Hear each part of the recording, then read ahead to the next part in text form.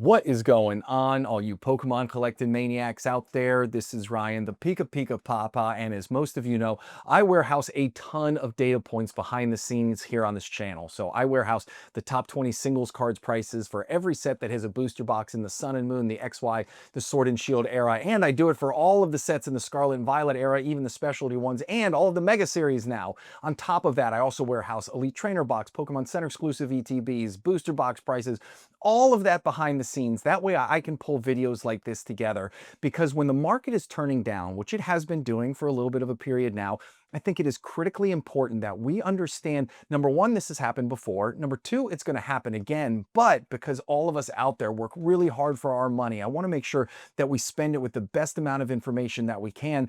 And today we're going to identify patterns from the past to give us the opportunity to apply them to the present, to give us some idea of what might happen in the future. Now, you might notice I talk very fast. Today, I am purposefully trying to slow it down just a little bit, because I promise you this video is going to be data heavy, even more data heavy than we traditionally do. But if you can stick with it, if you can follow along, I've done arrows and colors and all kinds of stuff. I think the learnings from this are going to be really, really cool. Now, with that being said, I alluded to how much content we do behind the scenes. I alluded to how much work we put into videos like this. So this is one where truly I mean it. If you enjoy the content, if you're having fun, if you find it valuable, hit that subscribe button or give us a thumbs up. That is the best way to say thank you for all the work that we do. We got a small channel here, it goes a long way in helping us out. And I can't tell you how much I appreciate it. So today, we're going to start off with what you see before you, which looks like a Technicolor dream coat of Pokemon awesomeness, but I'm going to break it down so it's not quite so overwhelming. But in essence, what we have on the left is the top 20 singles cards from every set that had a booster box. So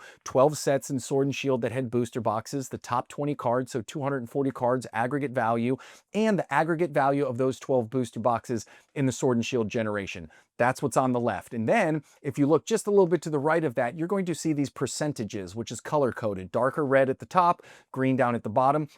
That represents the ratio of booster box price to top 20 singles cards price. So if you look in September of 2023, when I started doing this series, you can see that the total for 12 booster boxes from the Sword and Shield era, one of each, would have cost you $2,058. And if you had bought the top 20 singles cards from all 12 of those sets, so 240 cards, it would have cost you $6,790, which is 330% more than if you had bought all 12 booster boxes at $2,058.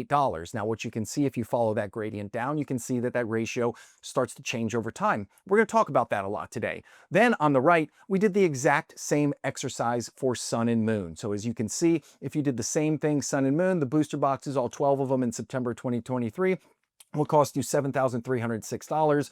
All 240 of the singles cards, top 20 from those 12 sets, will cost you $12,604. Ratio, 173%. And as you can see, it works its way back down. But what I thought was interesting, and I really want to talk about here, is a theory that I've had, and obviously it's not any kind of like Pika Pika Papa, brainiac math or anything like that, but what's happening in our hobby isn't unheard of in terms of these crazy price spikes that we're seeing. But what's happening is we're just pulling the timeline forward a lot. The demand is high, the supply is low. So what we're seeing is these prices, they're just happening a lot sooner than we've seen in the past. So one of the things that I have called out right here, and I think is really important to talk about, is in the yellow boxes here, okay? So what I have is as of November of 2025, so around the 15th of this month, the total value of the 12 Sword and Shield booster boxes was around $7,967, okay? If you were to buy one of every 12, that's what it would have cost you on November 15th of this year. If you look, that is in parallel with what it would have cost you in April of 2024 if you had bought one of every 12 booster box in the Sun and Moon generation, right? Because in April of 2024, the total value of those 12 booster boxes was $7,975. Man, that's crazy. It seems like just yesterday, right? If you could go back in time, imagine being able to buy all 12 of those for $7,975. That is less than one single booster box of Team Up would cost you nowadays. Crazy to think about that, right? So then let's look at the top 20 singles card prices.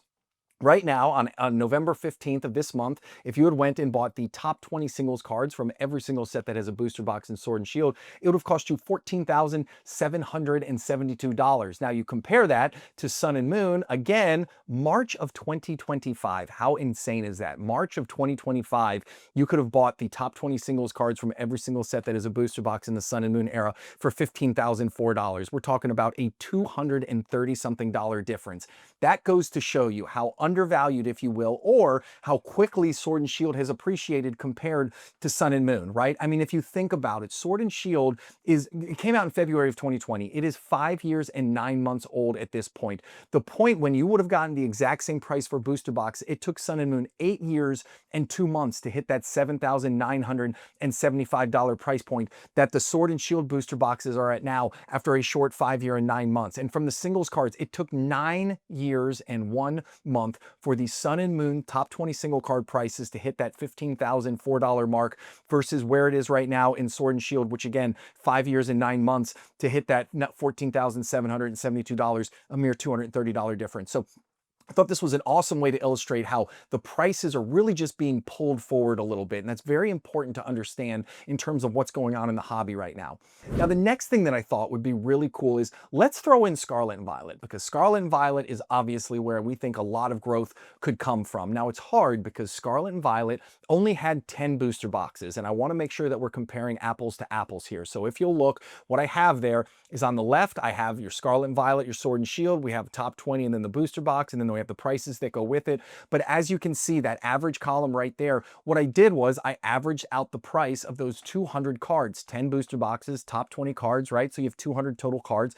The average price of Scarlet and Violet's top 20 singles cards for every set that has a booster box right now is $34.78. Scarlet Violet's 2 years and 8 months old. That's how long it took us to get to this point. And the booster boxes, if you average out those 10 booster boxes, comes to $279.50. So I thought to myself, well, why don't we see how long it took Sword and Shield to get to the exact same price point? So if you look, it took Sword and Shield, and again, the aggregate number is bigger, but you have to make sure it's the average because you're comparing 240 cards versus 200 cards in the lineup above. But it took Sword and Shield 4 years and 4 months to get to the point where the average of those 240 cards was $37.35, which was as close as I could find to the $34.78 that we're seeing in Scarlet and Violet right now. And for the booster boxes, again, you see the same thing. It took 4 years and 10 months for the average of those Sword and Shield booster boxes to get to $271, which is as close as I could come to our Scarlet and Violet average right now, which is almost $280. It is incredible how much farther forward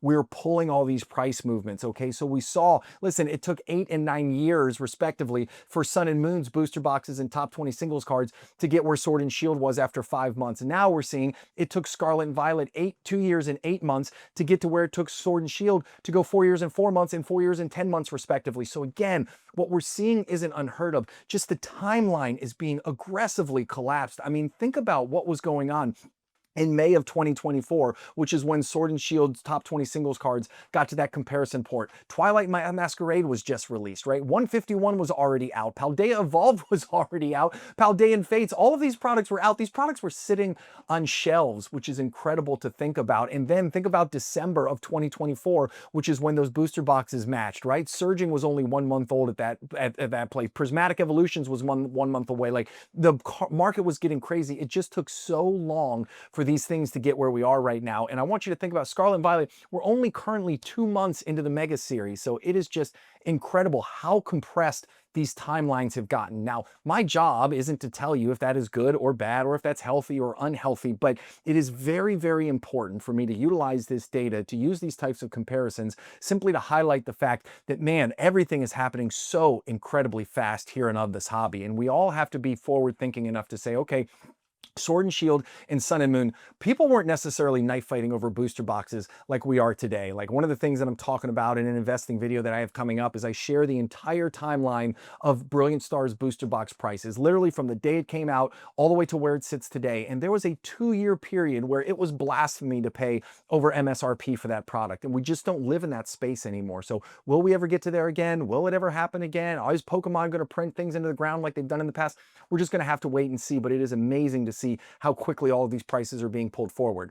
Now, the next thing that I'm jumping off with right here is this is the percentage. So I thought this was going to be very important, and I talked about it so you understand these numbers.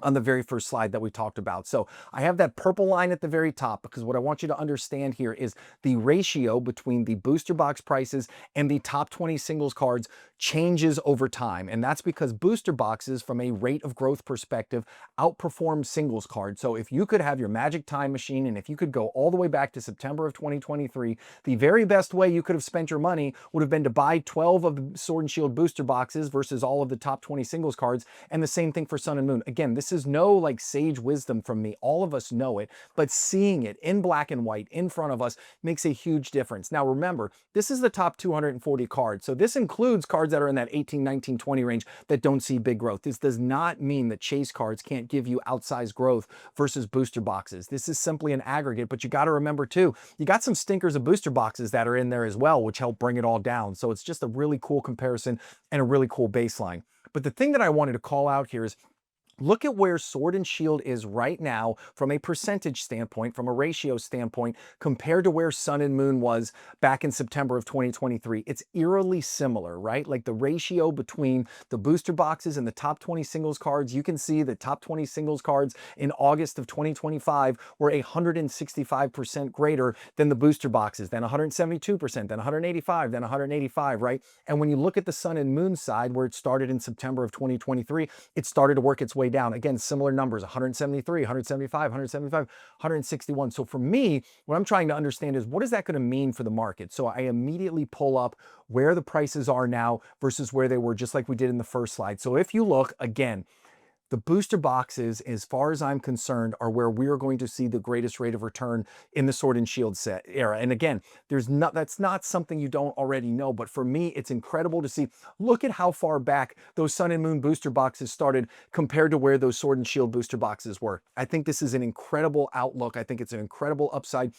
As we talk about some of these booster boxes that are still, I mean, just incredible price points, I think there's going to be a lot of cool stuff for us to discover far into the future. Now, here's another thing that I wanted to talk about is, of course, you know, I'm going to share with you how these products have moved month over month. And if you look at it at the very bottom, again, I like my purple lines, purple line growing across. You know, I already did my Sword and Shield dedicated video, so you saw the top 20 singles cards of Sword and Shields down 3.32%. But look at Sun and Moon and look at XY. From October to November, despite all of the market noise, despite all of the regression in Scarlet Violet and Sword and Shield, XY and Sun and Moon are still up 3.35% from the top 20 single card perspective in Sun and Moon, and up 5.31% in the XY era. So I'm trying to figure out, and look at, you again, the colors represent positive or negative. Green means the prices changed positively month over month. Red means they went negative month over month. Look at all the volatility in Sword and Shield. I mean, we hit periods of ups and downs and all over the places there.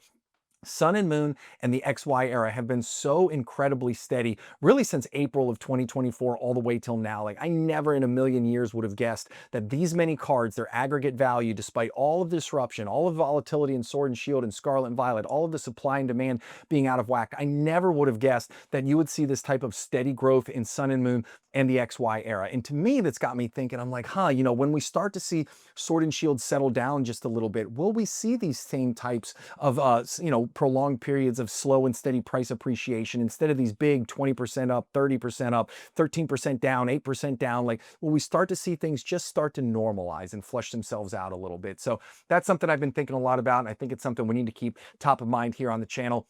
And then one other thing I thought would just be a ton of fun, because I have the data set, so I said, why the heck not present it to you guys in this State of the Hobby video, is, you know, I talk about September of 2023, but far before September of 2023, I was still warehousing data. I just wasn't doing it consistently every single month. So I went back to the farthest data points that I have for the Sun and Moon era, and this is what I have. This is from December of 2022.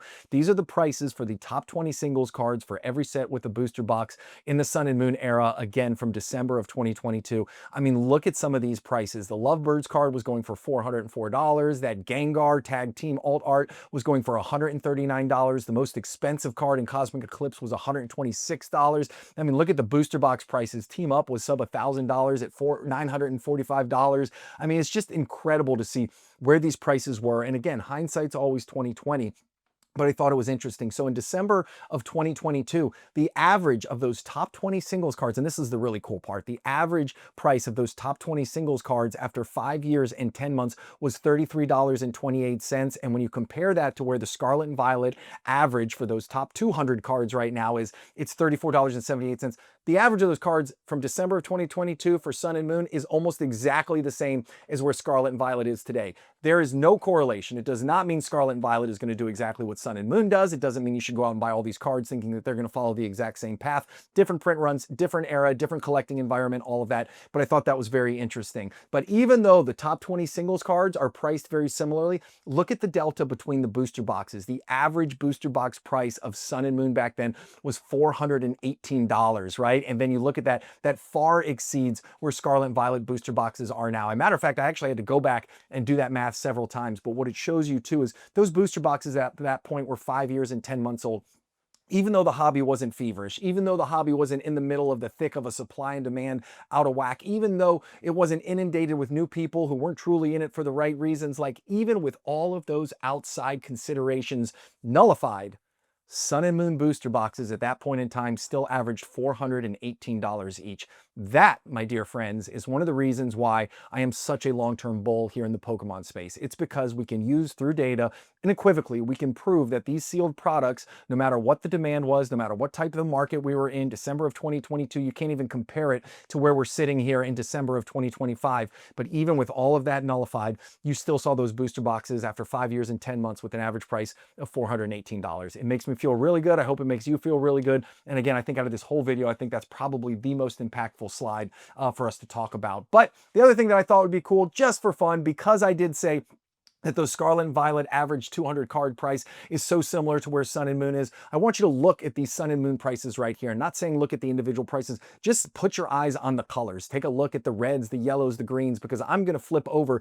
to the exact same type of representation for where Scarlet and Violet is. And what I think is really cool is if you look to the left, look at Cosmic Eclipse, it's all green and yellow, right? Look at Team Up, it's all green and yellow. Those were obviously the two big sets. Then you had Unified Minds and Unbroken Bonds. There was some red, which red represents cards that are under $15. So you see that there's a little bit there, but when I flip over to Scarlet and Violet, you see a lot, even in the end, right? You see Surging Sparks, a lot of cards under the $15 mark. Journey Together, a lot of cards under the $15 mark. You know, Twilight Masquerade, a lot of cards under the $15 mark. Like, it just shows me that I think that there are some really, really cool opportunities here in this space still. It doesn't mean, again, it's going to do a one-for-one with Sun and Moon, but this was one of the coolest videos I've had the opportunity to pull together. I hope you made it to the end. I hope you enjoyed the content. I hope you had fun. And if you did, hit that subscribe button or give us a thumbs up. Those two small things go a really long way in helping my small channel out. Can't tell you how much I appreciate it. All right, everybody. I'll talk to you later. See ya. Bye.